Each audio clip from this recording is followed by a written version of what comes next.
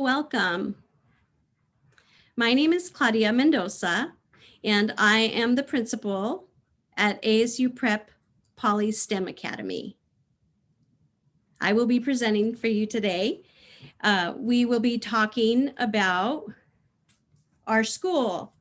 Our school is ASU Prep Poly STEM Academy, but specifically for our middle school, it is Spark Institute. And so today I will be sharing with you a little bit about us and who we are, how we have approached teaming.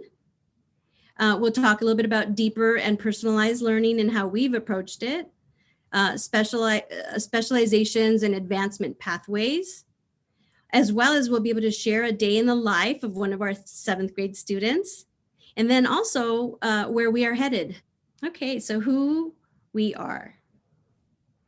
So ASU Prep Poly has been at the heart of ASU Polytechnic campus now for a decade.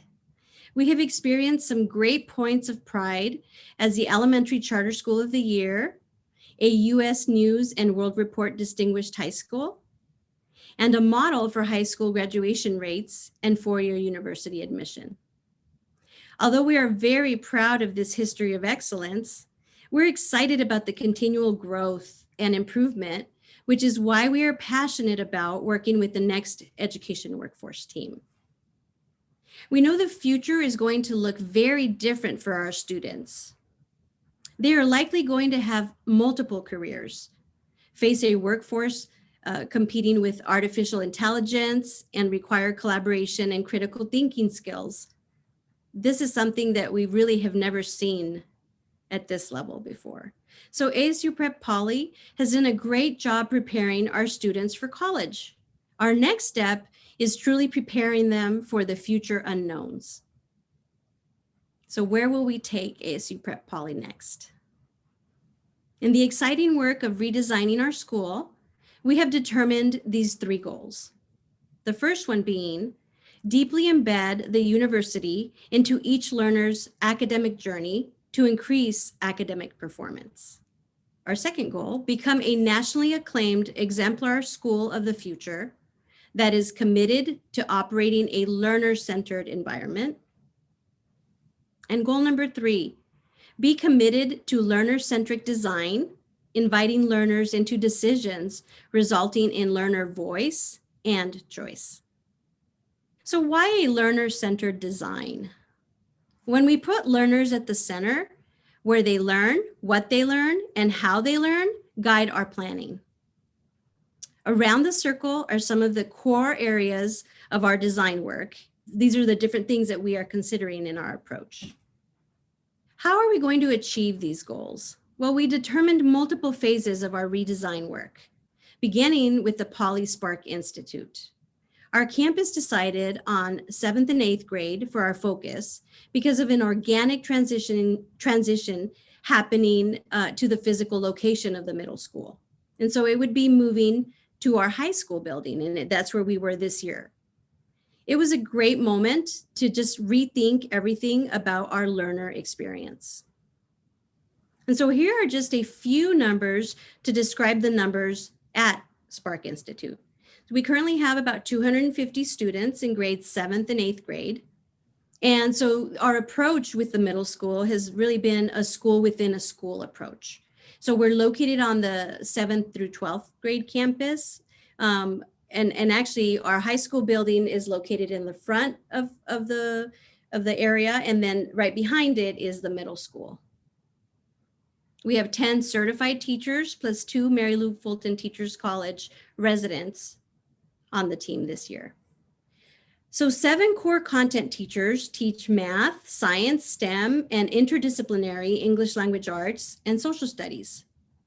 3 of these teachers work with the 7th graders, and then 3 of them work with the 8th graders.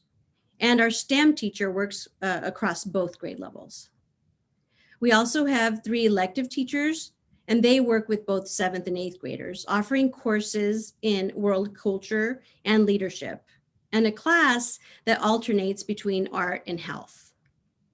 Spark Institute educators distribute expertise based not only on content knowledge, for example, specializing in math or world culture or STEM, but they also build upon their skills and passions. So for example, one educator on the team serves as a project-based learning or PBL coach, providing expertise and guidance in best practices for PBL, and then designing the rubrics the team uses for interdisciplinary project-based projects.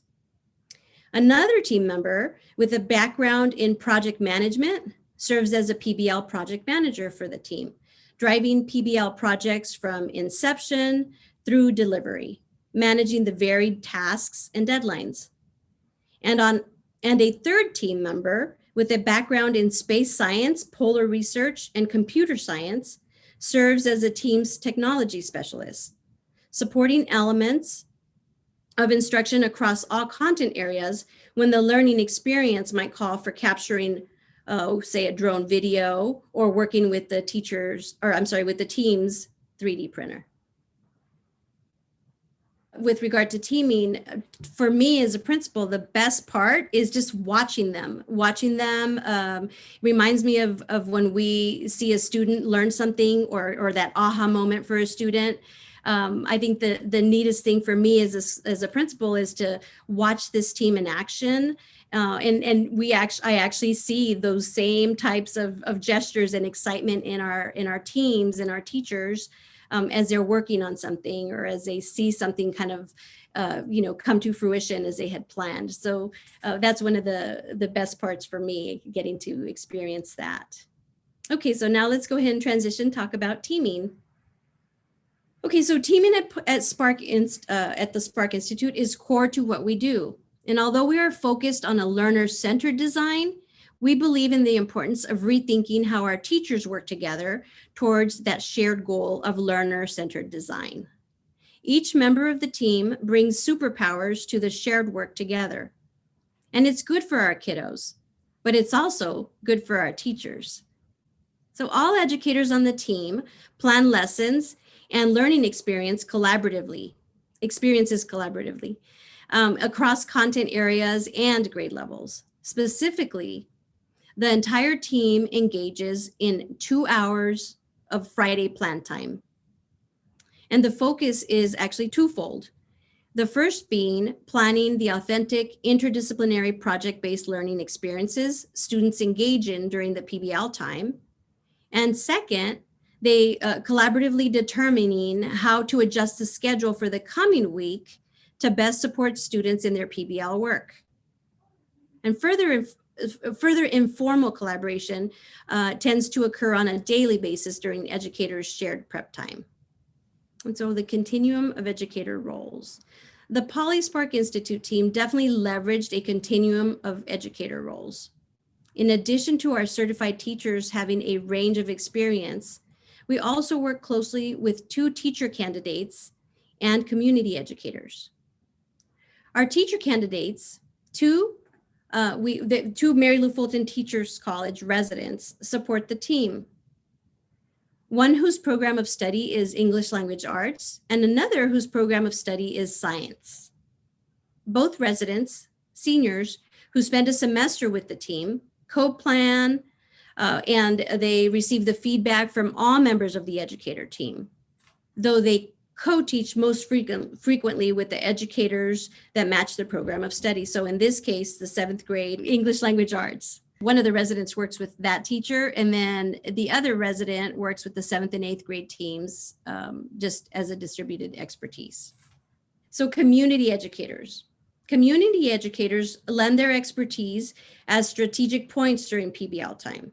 So for example, students worked on a PBL unit inspired by 10 Across, a platform for reviewing past decision-making, unstable present conditions, and the course corrections required to achieve a more sustainable and inclusive society along the Interstate 10 corridor. So specifically, students proposed solutions, and examples of their solutions were floor plans and budgets for small houses, proposals for reducing heat in the area. So these solutions were things that students proposed for problems identified through the platform and building the prototypes for those solutions. So community members affiliated with 10 Across staff at the University City Exchange at ASU, worked with the educator team to brainstorm possible projects. They presented to students as part of the project launch, and then they served as judges for the final presentations and work products. This was amazing to see for me. I got to join them and to just listen to the feedback that the judges were giving our students. It just, I mean, if I wouldn't have known any different, we were literally listening to an expert in the field give advice to our student, and watching that meaningful engagement and exchange between the two was really amazing, priceless. So that was one of my favorite parts. And of course, we're so grateful to our partners because they fully embraced it and just made it that much more meaningful for our students. So that was a great experience for us as educators, but absolutely for our students as well. And then the last part of this would be really just the educational leaders.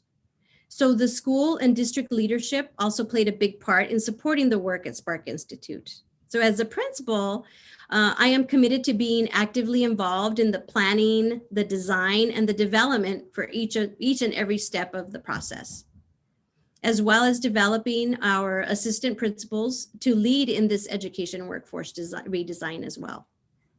The deeper and personalized learning. The team at Spark Institute embraces project-based learning, cooperative learning structures, and broader student outcomes in order to deepen and personalize learning for students. And so in order to maintain our commitment to PBL and to our teams, regular planning is critical. So as a team, we design the PBL units alongside community educators as needed.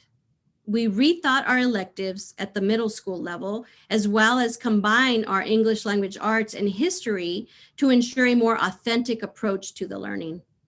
And then finally, we are committed to leveraging technology and innovation through blended learning in our classrooms to ensure that all students are able and can have a personalized experience to meet them where they are at in their learning core content standards. So specializations and advancement pathways.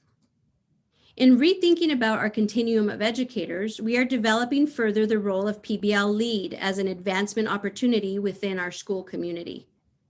Other opportunities will be added to our design, especially as we look at our next phase at Poly High School. And so now let's talk a little bit about a day in the life of one of our 7th grade students. So meet Sam, a 7th grader at Spark Institute. He has attended Poly STEM Academy since 2nd grade. So here's what a typical day for Sam looks like. The Spark Institute follows a block schedule and utilizes personalized blended learning strategies throughout the day. His electives will rotate and morph depending on the focus of the PBL unit that the teacher team designs. The last part of the day is flexible, so hands-on and designed to meet his needs to be successful on the project that he's working on. And so where are we headed? So next, we will continue to partner with Mary Lou Fulton Teachers College to refine our work at the Poly Spark Institute. We learned a lot this year, and we're eager to iterate our design for next year. We also will be working with Mary Lou Fulton Teachers College on a launch for phase 2 for the high school. We are so grateful for this amazing opportunity to partner with the next education workforce to help reimagine our schools to help shape a better future for all. And that is all. Thank you so much.